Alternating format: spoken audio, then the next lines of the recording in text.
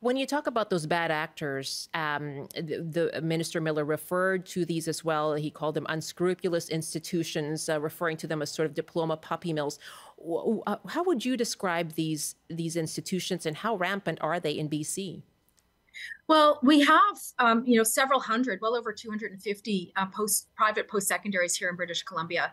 And they've been opening up relatively quickly, certainly over the last number of years. And as we've, been hearing stories, I'm appalled at some of the choices that some of these operators are making. So, for example, stories of recruiters back in the home country, often India. Those are the ones that I've been hearing, that are making all of these, I think, egregious promises about, you'll get this kind of housing, and you'll have in-class instruction, and you just need to do this, and this is how much it's going to cost. And they do all the right things. The student does all the right things, and they arrive, and there is no housing, there are no supports. And in fact, I've heard cases where there is no classroom. They show up at an address only to learn that all classes are offered online. Mm. And so it makes no sense for them to be here. And that to me is absolutely egregious. You've heard these stories, but what kind of oversight or penalties have these institutions faced?